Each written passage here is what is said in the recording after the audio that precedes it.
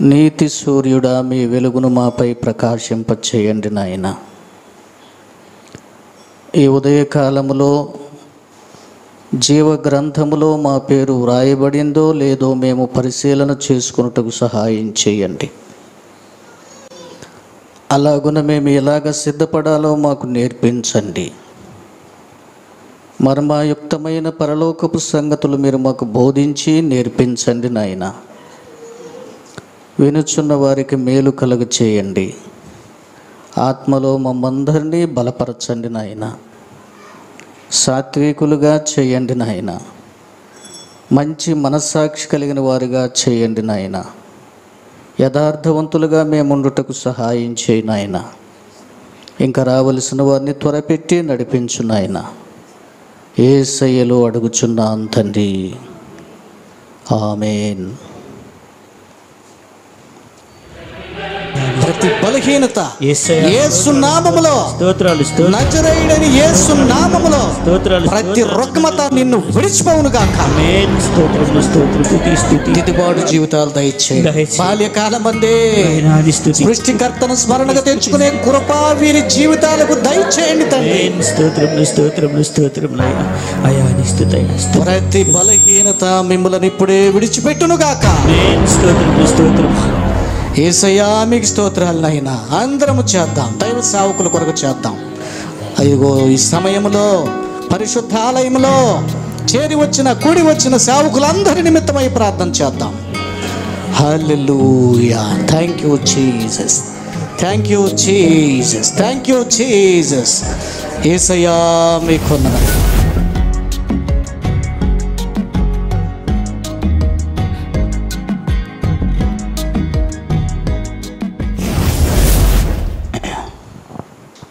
మూడు వారాలుగా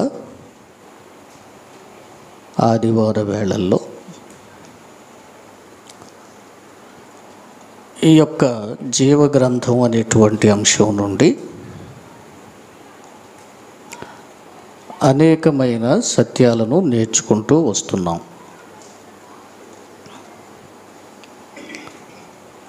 ఈ 4వ ఆదివారం కూడా ఇదే అంశం మీద మరికొన్ని అనుభవాలు నేర్చుకుందామండి. దేవుని సింహాసనము దగ్గర మనం ప్రతి ఒక్కరం కూడా నిలబడవలసి వస్తుంది. చెప్పండి, ఇది వాస్తవం. ఒకరోజు వస్తుంది. ఆ రోజున మనుషులందరూ దేవుని సింహాసనము దగ్గర చేతులు కట్టుకొని వరుసలుగా క్రమమైన పద్ధతిలో నిలుచోవలసి వస్తుంది. గుర్తుంచుకోండి.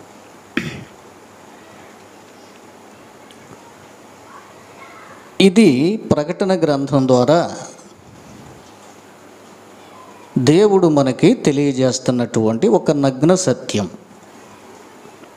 ఈ జీవగ్రంథం అనే అంశంలో నుంచి మనం చాలా విషయాలు, చాలా సంగతులు నేర్చుకోవలసినటువంటి విషయాలు చాలాగా ఉన్నాయి.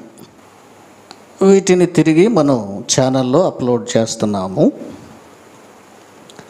వందలాది మంది ప్రజలు వాక్య సందేశాలు వింటున్నారు. అయితే పోయిన వారం ఒక చిన్న ప్రాబ్లం జరిగింది. అంటే రికార్డింగ్లో సగం మాత్రమే రికార్డ్ అయింది. అయితే అది మనం పోయిన వారంలో ఉన్న విషయాలు ఇంకొకటి రెండు, ఎందుకంటే చూసే వాళ్ళకు కూడా మిస్ అయిన మాటలు చెప్పాలి కనుక నేను 1-2 వాటిని గుర్తు చేసి పోయిన మెసేజ్లో నుంచి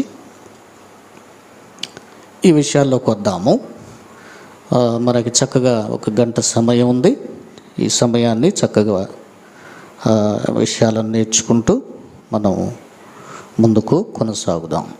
20వ అధ్యాయము ప్రకటన గ్రంథము 12వ వచనంలో ఈ రీతిగా చెప్పబడింది. గొప్పవారేమి కొద్దివారేమి మృతులైన అందరూ ఆ సింహాసనం ఎదుట నిలవబడి ఉండుట చూచితిని. దెన్ గ్రంథములు విప్పబడ్డాయి.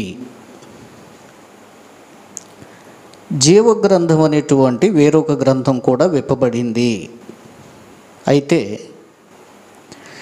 జీవగ్రంథాన్ని మినహాయిస్తే ఆ గ్రంథముల యందు వ్రాయబడి ఉన్న వాటిని బట్టి తమ క్రియల చొప్పున మృతులు తీర్పు పొందిరి అని చూస్తున్నాం.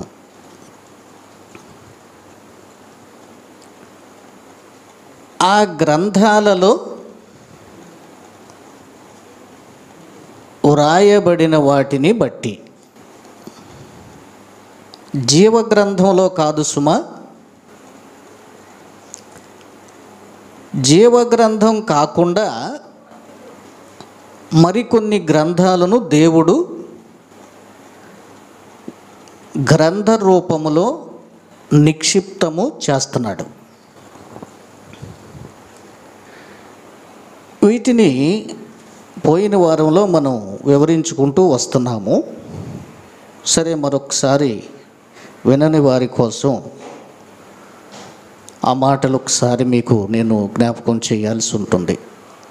దట్ మీన్స్ వీడియోలో ఎక్కడైతే కట్ అయ్యిందో అక్కడ నుంచి నేను మీకు ఈ మాటలు చెప్పాలి అనుకుంటున్నాను.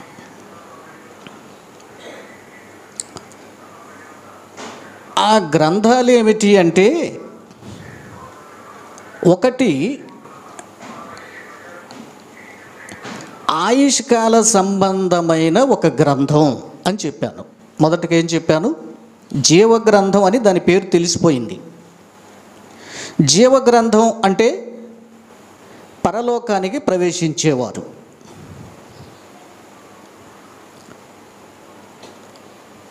ఆ నిత్య అగ్ని తప్పించుకున్నవారు, వారి పేర్లు జీవగ్రంథంలో ఉన్నాయి.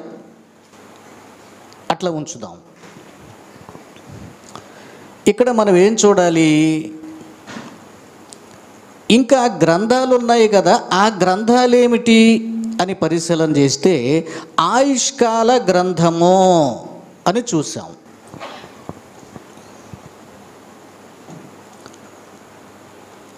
ఆయుష్కాల గ్రంథానికి ఆధారం ఏం చెప్పాను నేను? 139వ కీర్తనలో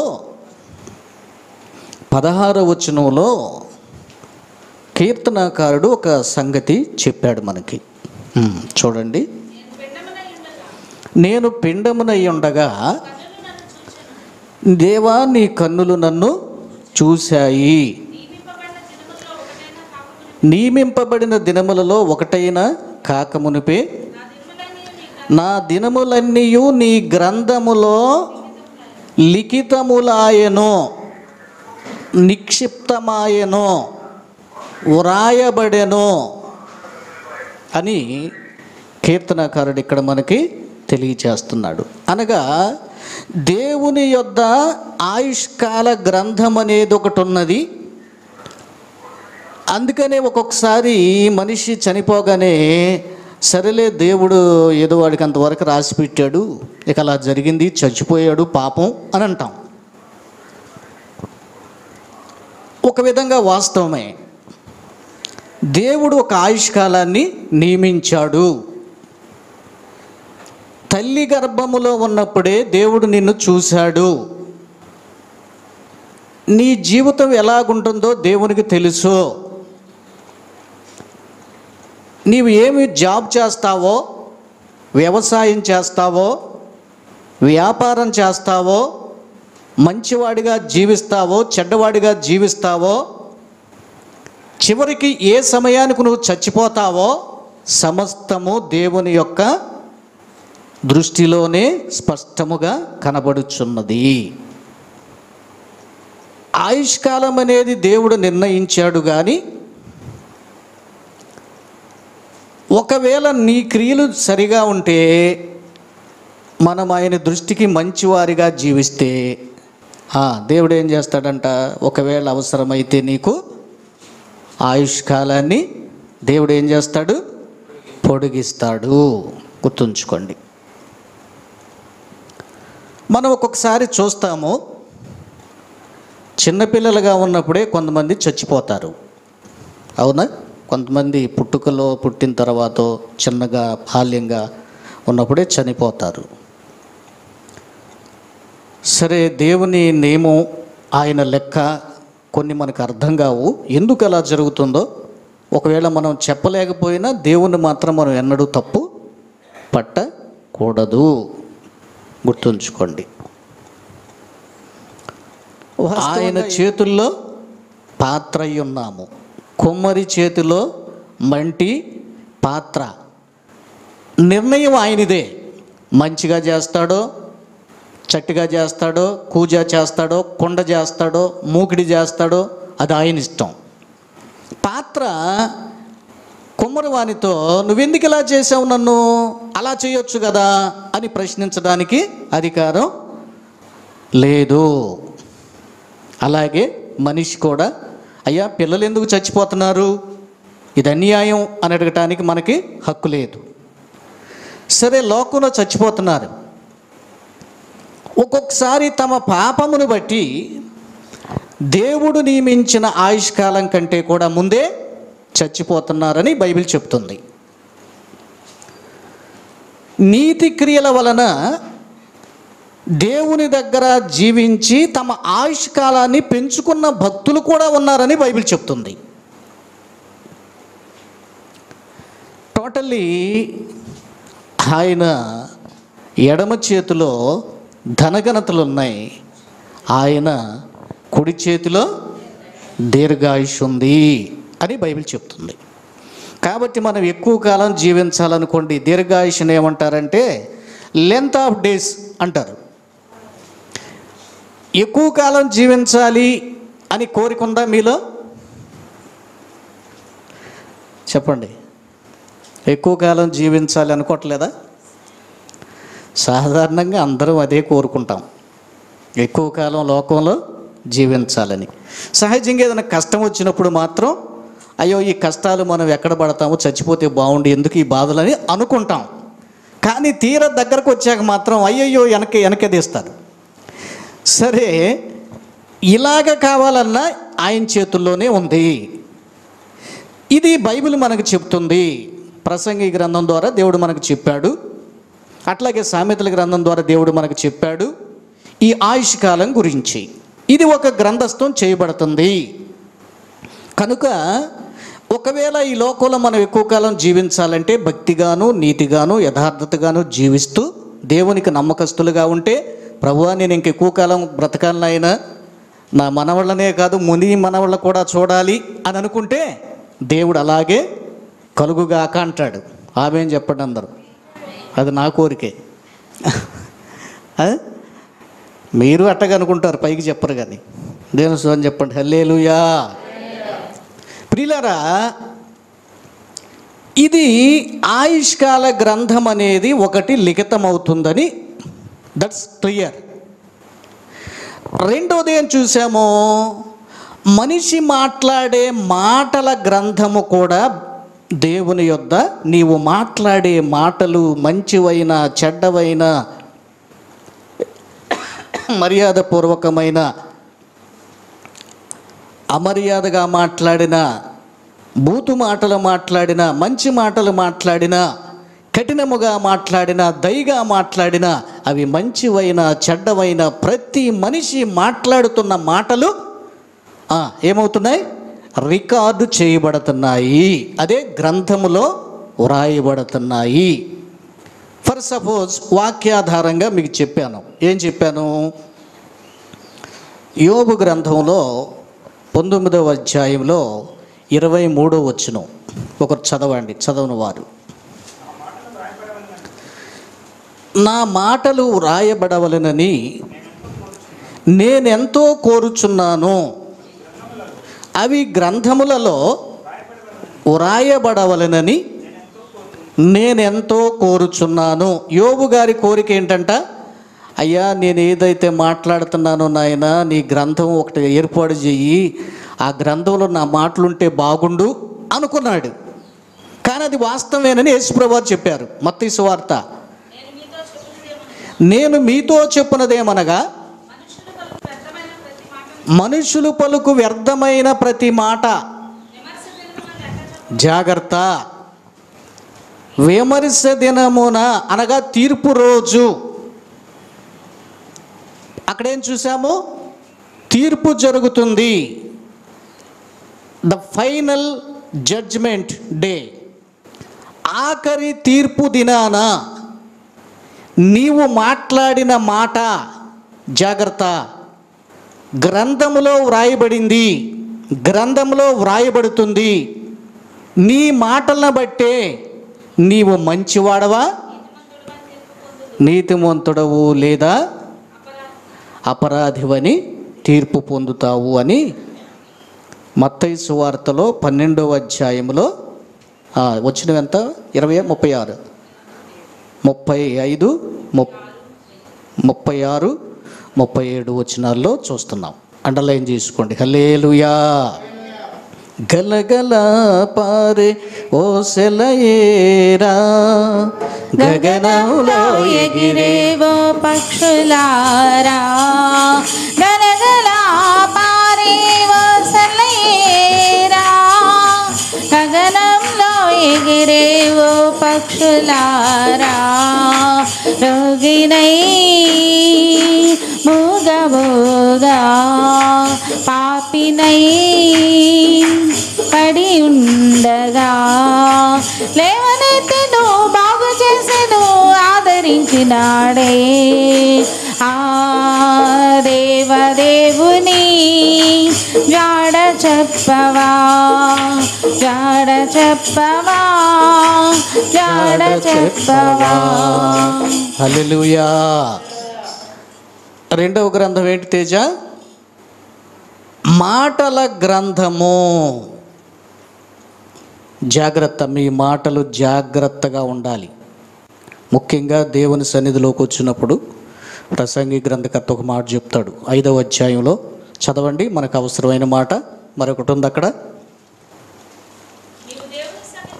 నీవు దేవుని సన్నిధిని అనాలోచనగా పలుకుటకు నీ హృదయమును త్వరపడనీయకమో, నీ నోటిని భద్రము చేసుకో. దేవుడు, నీవు సేవించే దేవుడు ఏదో అల్లాటప్ప దేవుడు కాదు. నీవు సేవించే దేవుడు ఆల్మైటీ, పవర్ఫుల్. ఏమండి, ఆయన సర్వోన్నతుడు, సర్వశక్తిమంతుడు. నీవు సేవించే దేవుడు ఎక్కడున్నాడు? ఆకాశములో ఉన్నాడు. నీవెక్కడున్నావు తెలుసా? ఆయన పాదపీఠమైన భూమి మీద ఉన్నావు. కాబట్టి నీ మాటలు కొద్దిగా ఉండాలి, మితముగా మాట్లాడటం నేర్చుకోండి. ముఖ్యంగా దేవుని సన్నిధికి వచ్చాక ఎలా పడితే అలా మాట్లాడకూడదు. మందిరంలోకి వచ్చాక, అందుకే మీకు చాలాసార్లు క్రమశిక్షణ విషయంలో మ్యాక్సిమం నేను కేర్ తీసుకుంటాను. చర్చిలో చాలామంది సేవకులు కూడా చెప్తూ ఉంటారు, మన చర్చిలో కార్యక్రమాలు అనేవి చాలా క్రమముగా, మర్యాదగా, క్రమముగా జరుగుతాయని. బయట చర్చిల్లో వాళ్ళ సంఘాల్లో కూడా వాళ్ళు చెప్పటం నేను విన్నాను. జాగ్రత్తగా ఉండాలి. దేవుని చర్చిలోకి వచ్చాక జాగ్రత్తగా జీవించాలి. దేవుని యొక్క భయముతో కూర్చోవాలి. మాట్లాడేటప్పుడు ఆలోచన కలిగి అనాలోచనగా మాట్లాడొద్దంటే దాని అర్థం అది. దేవుని మందిరంలోకి వచ్చాక ఏది పడితే అది మాట్లాడకూడదు. అవసరాన్ని బట్టే మాట్లాడాలి. అది కూడా నెమ్మదిగా మాట్లాడాలి. తప్పదనుకుంటే లేచి బయటికి వెళ్ళి మాట్లాడి ఏదనుంటే మరలా లోపలికి వచ్చి కూర్చోవాలి. వ్యర్థమైన ప్రతి మాట తీర్పు దినాన దేవుడు నీ ముందుకు తెస్తాడు. జాగ్రత్త. క్రైస్తవ సమాజంలో నేర్చుకోవాలి. కలహాలకు దూరంగా ఉండాలి. వ్యర్థమైన మాటలు మాట్లాడకూడదు. బూతులు కానీ, పోకిరీ మాటలు కానీ, క్రైస్తవులకు తగవు. ఎఫెసీ పత్రికలో చాలా సందర్భాల్లో మీకు చూపిస్తూ ఉంటాను. ఏమండి, పత్రిక భాగంలో 5వ అధ్యాయంలో మనం చూస్తే 3-4 వచనాల్లో ఈ రీతిగా ఉంటుంది. మనం గుర్తు చేయాలి ఈ వచనాన్ని కూడా. మీలో జారత్వమే కానీ ఏ విధమైన అపవిత్రత సంఘములో ఉండకూడదు. లోభత్వమే కానీ వీటి పేరైనను ఎత్తకూడదు. కృతజ్ఞత వచనమే మీరు ఉచ్చరించాలి. బూతులైనను, పోకిరి మాటలైనను, సరసోక్తులైనను ఉచ్చరింపకూడదు. గుర్తుంచుకోండి, ఇవి పరిశుద్ధులకు తగవు. జాగ్రత్త. దేవుని సన్నిధిలో, ఇంటి దగ్గర, సమాజంలో నువ్వెక్కడున్నా నీ మాటలు దేవుడు వ్రాస్తున్నాడు. ఒక గ్రంథస్థము చేయబడుతుందని ఈ పగటి వేళ మనం నేర్చుకుంటూ వస్తున్నాం. హల్లెలూయా. 3వదిగా చూసాం, కీర్తన గ్రంథం 56వ అధ్యాయము 8వ వచనాన్ని ఒకసారి చూద్దాం. నా సంచారములను నీవు లెక్కించి ఉన్నావు, నా కన్నీళ్లు నీ బుడ్డిలో ఉంచబడ్డాయి, అవి నీ కవిలిలో కనబడును కదా. పోయిన వారం మీకు ఈ విషయాలు గుర్తు చేశాను. కవిలి అంటే ఏం చెప్పాను? వెరిసి గీత నోట్ చేసుకోండి. కవిలి అంటే పుస్తకము అని అర్థం, లేక గ్రంథము అని అర్థం. పుస్తకాన్ని ఏమంటాం? ఇంకా గ్రంథము అని కూడా అంటాం. దేవుడు ఒక గ్రంథములో పొందుపరుస్తున్నాడు నీ యొక్క కన్నీరు. గుర్తుంచుకోండి. వెంటనే చదవండి 2వ అధ్యాయం ప్రకటన గ్రంథం మొదటి మాటలు. ప్రకటన గ్రంథం 2వ అధ్యాయం 2వ వచనం. శ్రీను చదువు. నీ క్రియలను నీ కష్టమును నేను ఎరుగుదును, నీ సహనమును I know well about your labour. నీ యొక్క కష్టము నాకు తెలుసు, దేవునికి తెలుసు. నీ కష్టము దేవునికి తెలుసు. నీవు కన్నీరు కారుస్తున్నావే, దేని విషయమైతే నీవు కన్నీరు విడుస్తున్నావో నీ కన్నీరు దేవుడు తన కవులిలో భద్రం చేస్తున్నాడు. ముఖ్యంగా క్రైస్తవ సమాజం ఏమి నేర్చుకోవాలని చెప్తాను నేను? దేవుని సన్నిధిలో కన్నీరు కార్చి ప్రార్థన చేయుట నేర్చుకోవాలి. దావీదు కన్నీరు గార్చి ప్రార్థన చేసేవాడు. దావీదు ఎక్స్పీరియన్స్ ఏం చెప్పేవాడంటే 6వ అధ్యాయంలో కీర్తన గ్రంథంలో, త్వరగా, నా కన్నీళ్ల చేత నా పడక కొట్టుకొని పోవుచున్నది, నేను మూల్గుతూ అలసి ఉన్నాను అంటాడు ఒక చోట. మరొక చోట రాత్రి జాముల యందు ఇంటి మీద ఒంటరి పిచ్చుకవలే ఉన్నానయ్యా,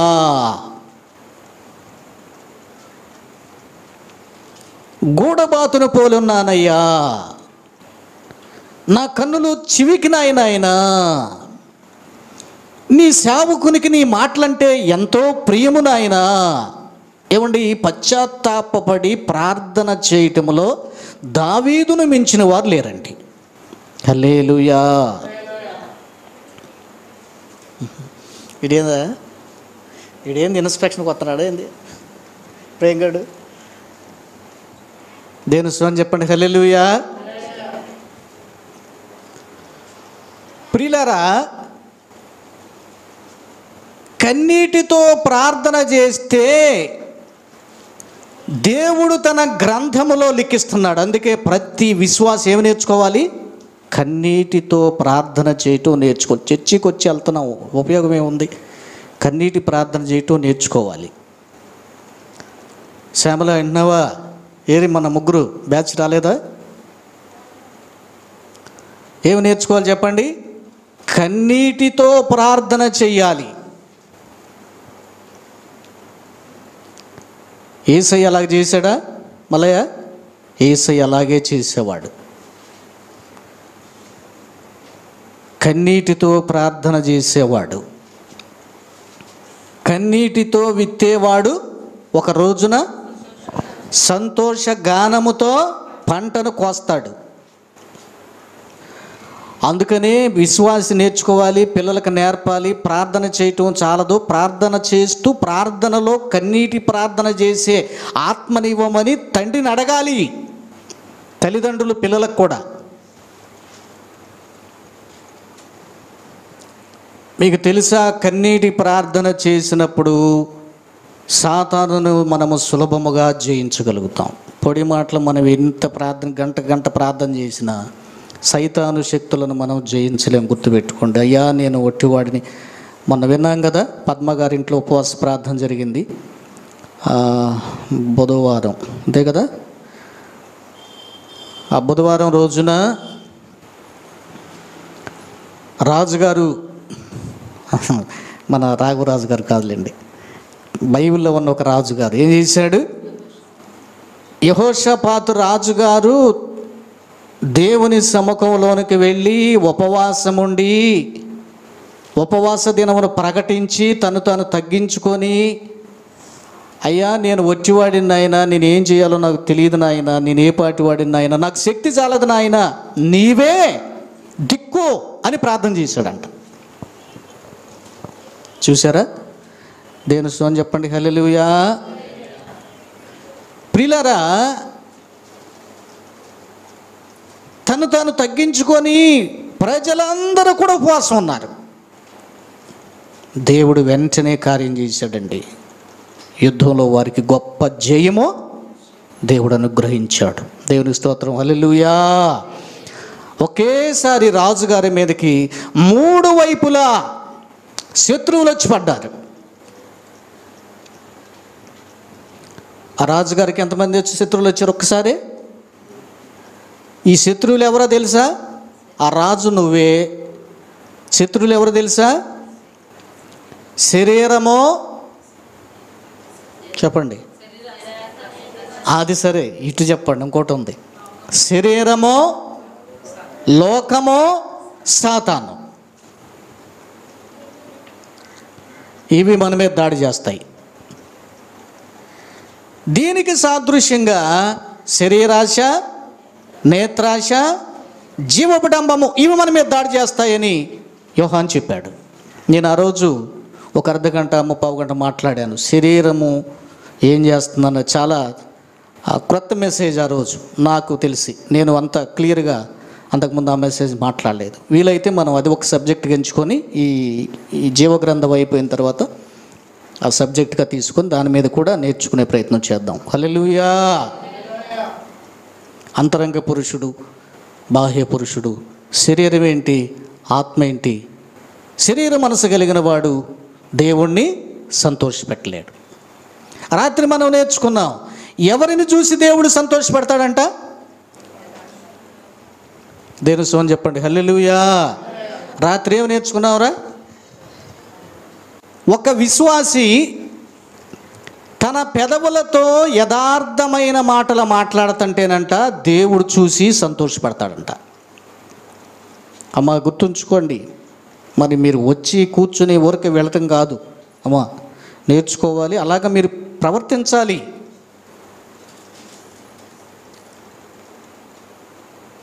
అబద్ధం ఆడకూడదు. యథార్థమైన మాటలు నీ నోటొస్తే అవి దేవుని చెవులో పడగానే దేవునికి ఆనందం అంట. నా కుమార్తె, నా కుమారుడు చక్కగా యథార్థముగా మాట్లాడుతున్నాడు.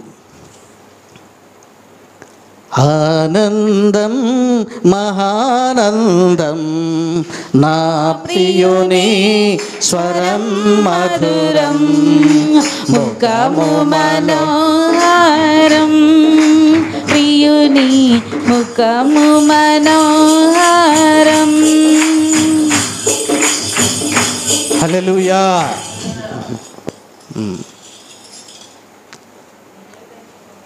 ప్రియులారా, సరే నేను మళ్ళీ వెనక్కి వచ్చేస్తున్నాను.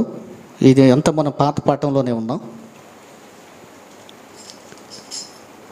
కన్నీటితో ప్రార్థన చేయుట నేర్పాలి. పిల్లలకి ఏమేం చేయటం నేర్పాలి? కన్నీటితో ప్రార్థన చేయటం నేర్పాలి. కన్నీటితో ప్రార్థన చేస్తే ఏమండి, సైతాను శక్తుల మీద దేవుడు వెంటనే విజయాన్ని ఇస్తాడు. జయం వస్తుంది, ఆత్మలో జయం వస్తుంది. గుర్తుపెట్టుకోండి. సైతానుని మనం ఓడించగలుగుతాం. ఒక 2 days బ్యాక్ అనుకుంటాను, రాత్రిపూట ప్రార్థన చేయటానికి నాకు ఒకరు కాల్ చేస్తే నేను ప్రార్థన చేశాను.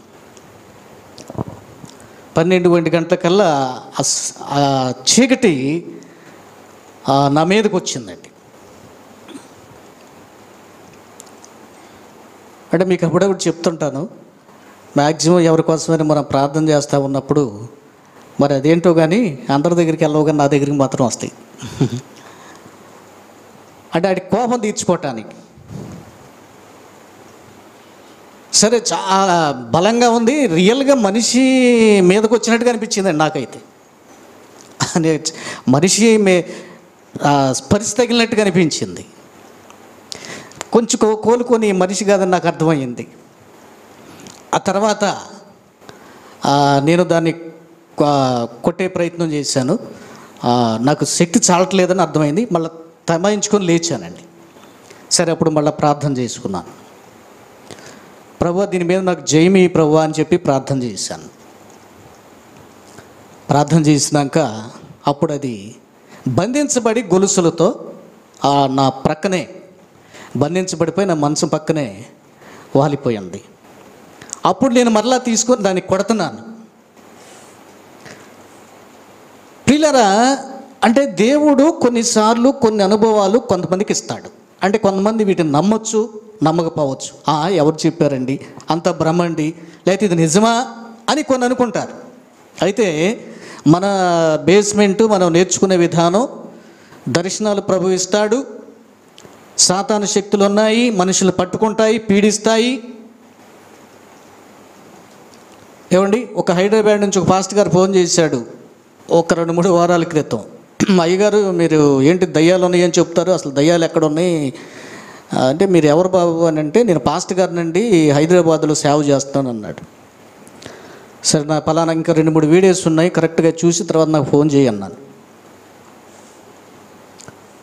అసలు దయ్యాలు ఎక్కడ ఉన్నాయి, మంత్రాలు ఎక్కడ ఉన్నాయి, చేతబడులు ఎక్కడ ఉన్నాయి, దుష్టు అవన్నీ అసలు బైబిల్ ఎక్కడ ఉన్నాయండి అని అన్నాడు. ఎవరంట ఆయన? పాస్టర్ గారేనంట. అప్పుడు నువ్వేదో ఒక వీడియో చూస్తున్నట్టున్నావు అని నేను దానికి అనుసంధానంగా ముందు చెప్పిన వాక్యాలు ఉన్నాయి, అసలు బైబిల్ లేదన్నాడు. మంత్రాలు తంత్రాలు అసలు ఎక్కడుంటాయి బైబిల్ అంటున్నాడు. అదేమంటే పాస్టర్ గారు అంట. ఆ వాక్యం చూసిన తర్వాత ఇక సైలెంట్ అయిపోయాడు. తర్వాత మళ్ళీ ఫోన్ చేశాడు. అలా కాదండి, ఇంకా నాకు కొన్ని డౌట్లు ఉన్నాయి చెప్పమన్నాడు. సరే, నేను కొంతవరకు చెప్పాను కొన్ని విషయాలు, వేరే విషయాలు ఇంకా ఇలా ఇలా ఇలా ఉంటుంది బైబిల్లో అని టోటల్గా ఒక ప్రశ్న వేశాను. నువ్వు ఎప్పుడైనా మీ చర్చిలో కానీ నీ వ్యక్తిగత అనుభవంలో కానీ ఒక చీకటిని దయ్యాన్ని వెళ్ళగొట్టావా అని అడిగాను. లేదండి అన్నాడు. అది అసలు విషయం. నీకు ఆ ఎక్స్పీరియన్స్ లేదు కాబట్టి దాని గురించి నీకేమీ తెలియదు. లేదు పాస్టర్ గారు, పెంతుకొస్తోళ్ళు ఒక్కళ్ళే కదా అసలు దయ్యాలు ఉండయి అంటారు, వాళ్ళనే కదా పట్టేది అంటున్నాడు. నాయన, వాళ్ళు విన్నారంటే నీ తిడతారు, ఊరుకో, ఎక్కడ కామెంట్ చేయబాకు. పెంతుకొస్తోళ్ళని దయ్యాలు పట్టేది ఏంటి? వాళ్ళు దేవుని ఆత్మ వచ్చిందని వాళ్ళు ఏదో ప్రవచించి భాషలో మాట్లాడేదో చేస్తారు, అది దయ్యాలని అనరు. వాటిని సాధారణంగా దయ్యాలు ఉంటాయి, అవి పట్టుకుంటాయి, రోగాలు తెస్తాయి, భయపెడతాయి, ఇబ్బంది పెడతాయి, మూర్ఛలు వస్తాయి, లేకపోతే అనారోగ్యం వస్తుంది, మంచం పడతారు, సిక్ అవుతారు, నష్టాలు వస్తాయి, ఇంట్లో సమాధానం ఉండదు. ఆయనకేం తెలియదు ఇది. అక్కడ నికోదేము గనక మరలా ముసలుడైన వాడు ఎట్లా పుడతాడయ్యా అని యేసుప్రభుని అడిగాడు. అందుకని యేసుప్రభు అన్నాడు తెలుసా, ఏమయ్యా నువ్వు బోధకుడు పోయిండు, నీకు ఈ సంగతి తెలియదా అని అడిగాడు. నేడు నిజంగా అలాగే కొంతమంది బోధకులు ఉన్నారు, వాళ్ళకి సత్యం తెలియదు కానీ సర్వసత్యం మాకే తెలుసు అంటారు వాళ్ళు. సరే, ప్రభు వారికి మంచి విషయాలు నేర్పునుగాక. హల్లెలూయా. నీ కన్నీటితో ప్రార్థన చేసినప్పుడు చీకటి శక్తుల మీద జయం వస్తుంది. పరలోక మర్మాలు దేవుడు నీకు రుచి చూపిస్తాడు. ఒక్కొక్క టైప్లో ఒక్కొక్కరికి ఆయన రుచి చూపిస్తాడంట. ఇది బైబిల్లో ఉంది. పరలోక మర్మాలు ఒక్కొక్కరికి ఒక్కొక్క చొప్పున ఇస్తాడంట. సరే, నేను మళ్ళీ ఇటు వెళ్ళిపోతే నాకు టైం చాలట్లేదు. సరే, వెనక్కి వచ్చేద్దాం.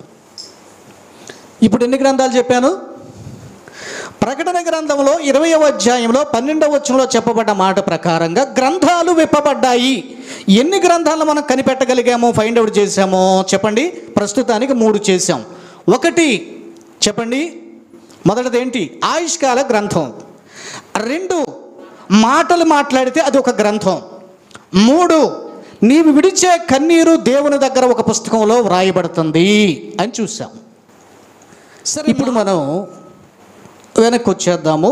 మరికొన్ని విషయాలు ఇందులో నుంచి మనం నేర్చుకునే ప్రయత్నం చేద్దాము. హల్లెలూయా. ఇంకో మాట మిస్ అయ్యామండి. ఏంటంటే వీడియోలో పెట్టాల్సినటువంటి మాట కంటిన్యూషన్లో, నికోదేము సంఘటనలో ఒక మనుష్యుడు క్రొత్తగా జన్మించాలి, జన్మించితే కానీ అతడు పరలోక రాజ్యంలో ప్రవేశించలేడని ప్రభు చెప్తే నికోదేమేమన్నాడంటే, అయ్యా బోధకుడా, ముసలివాడు మరలా తల్లి గర్భంలోకి ఎట్లా వెళ్తాడు, మళ్ళీ అమ్మ గర్భం నుంచి ఎట్లా బయటకు వస్తాడు, ఇది అసాధ్యం కదా, ఇదేనా అని అడిగాడు. కాదు కాదు అని దేవుడు చెప్పాడు. ఒకడు ఆత్మ మూలముగా నీటి మూలముగా జన్మించాలి అని చెప్పాడు. ఇది 2వ జన్మ. మనిషికి 2వ జన్మ అత్యవసరం. అనగా 2 సార్లు మనిషి పుట్టాలి అని చెప్పాను. 2 సార్లు గనక మనిషి పుడితే,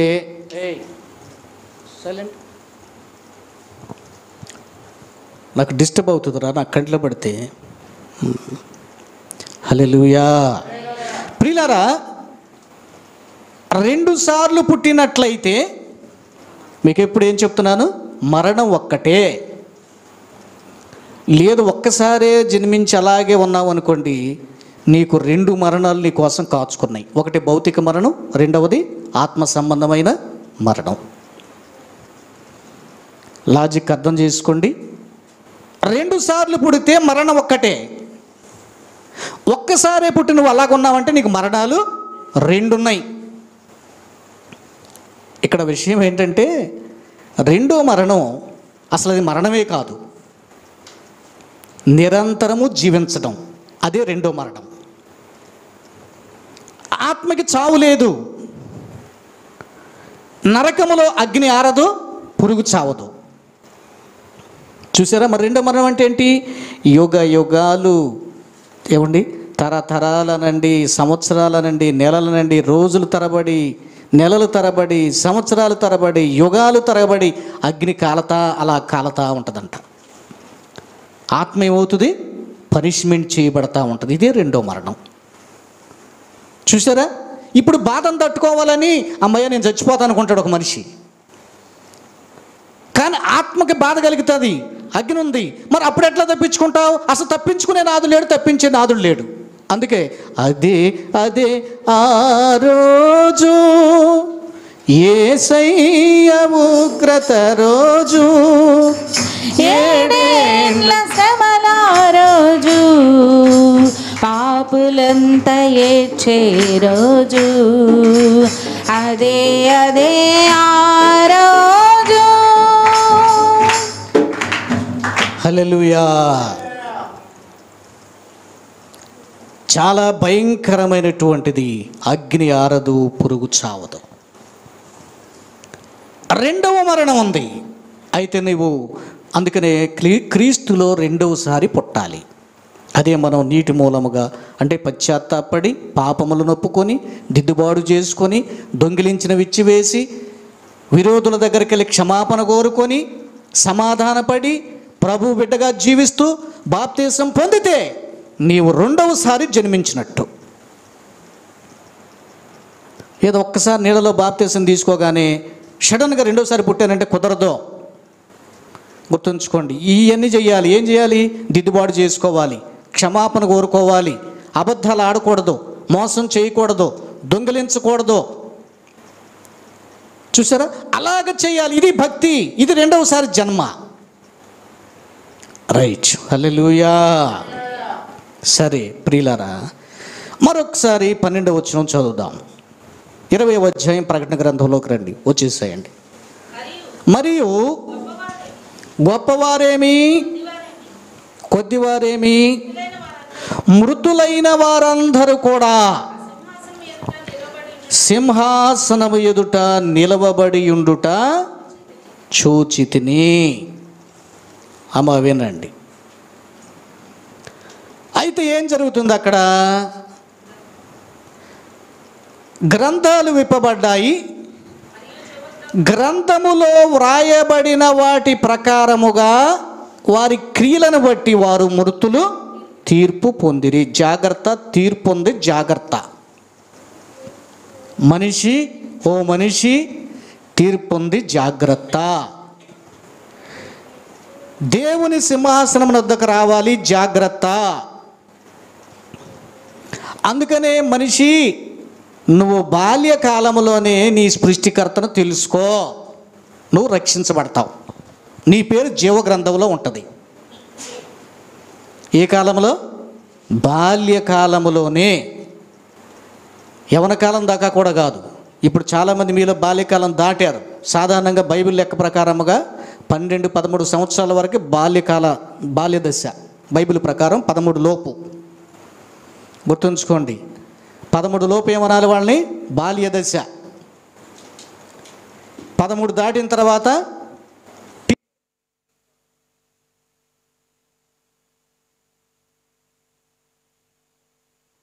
హల్లెలూయా.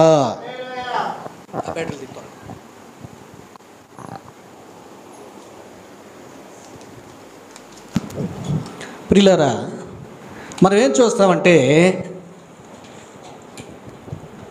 13 ఏళ్ళు దాటితే టీనేజ్లోకి వస్తామంటాడు. టీనేజ్ అంటే ఏంటో తెలుసా? అసలు టీనేజ్ అంటే ఎట్లా అంటారు తెలుసా? ఏమ్మాయి, ఎందుకంటారు తెలుసా? అనురాధ, తెలుసా నీకు టీనేజ్ అని అసలు ఎందుకంటారు? Please subscribe our YouTube channel క్రీస్తు విజయం. క్రీస్తు విజయం అనే మన ఛానల్ని సబ్స్క్రైబ్ చేయండి. మన వీడియోలను లైక్ చేయండి, షేర్ చేయండి, కామెంట్ చేయండి. మన క్రీస్తు విజయం అనే ఛానల్లో ఆధ్యాత్మిక సందేశాలు, మంచి మంచి సాక్ష్యాలు, వార్తా విశేషాలు ప్రచురింపబడుతున్నాయి. తప్పక వీక్షించండి, దీవెనలు పొందండి. Please like, share, comment our videos. Don't forget to subscribe క్రీస్తు విజయం.